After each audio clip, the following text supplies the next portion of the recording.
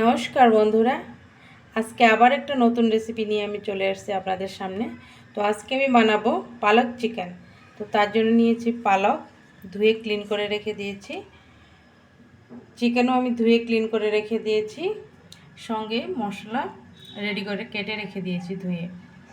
তো চলুন আমি রান্নাটা শুরু করি।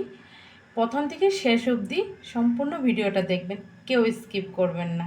তো চলুন রান্নাতে যাই। সবার প্রথমে আমি আলুগুলি ভেজে নিব।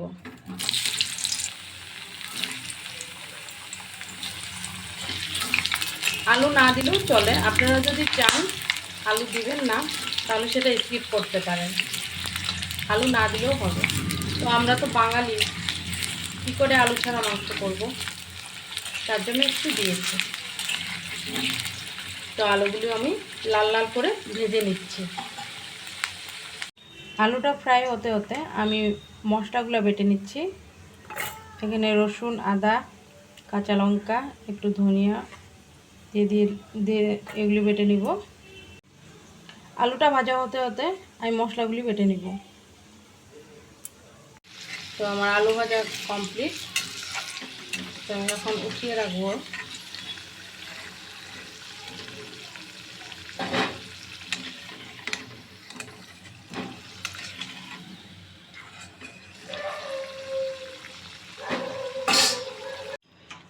তো এখন সেই তেলে আমি একটু গোটা জিরা, গরম মশলা, একটু তেজপাতা দিয়ে দিয়েছি।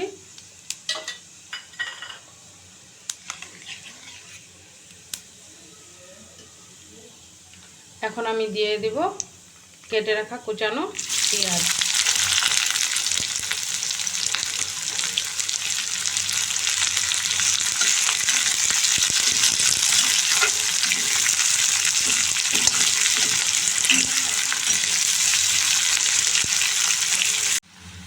পেঁয়াজটা ভাজা হয়ে গেছে। তো আমি এখন চিকেনগুলো দিয়ে দেব।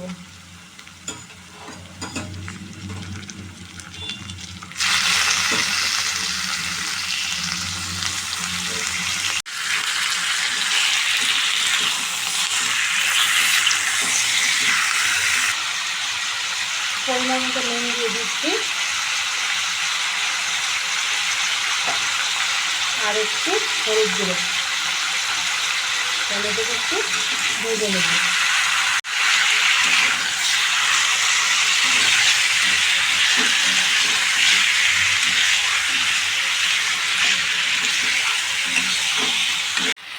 হলুদ নুন দিয়ে একটু ভেজে নিয়েছি। তো এখন দিয়ে দিচ্ছি কাশ্মীরি লাল লঙ্কার গুঁড়া আর একটু জিরার গুঁড়া, আর দিয়ে দিচ্ছি এই যে বেটে রাখা মশলা।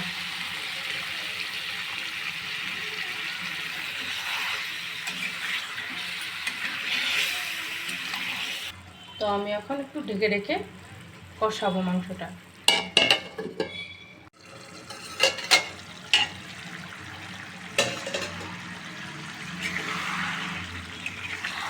তো মশলাটা সুন্দর কষানো হচ্ছে, মাংসটা সুন্দর কষানো হচ্ছে।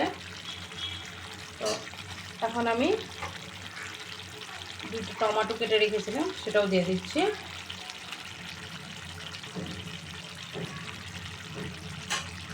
আর সঙ্গে ভেজে রাখা আলুগুলো দিয়ে দিচ্ছি।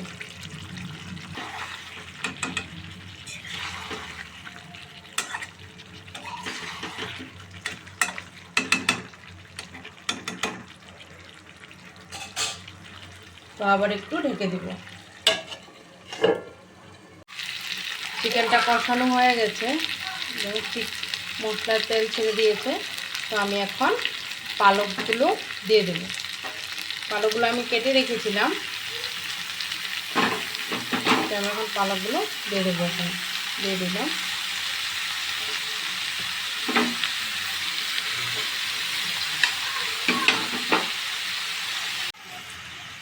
একটু মিক্স করে দেব।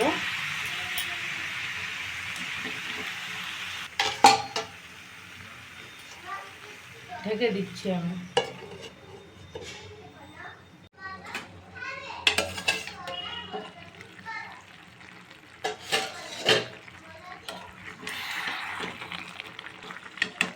মিক্স করে দিচ্ছি কমে আসতে। আমি এক ফোঁটা জল ইউজ করি না এখানে, পালকের যা জল আছে সেটা দিয়ে চিকেনটা বয়েল হয়ে যাবে।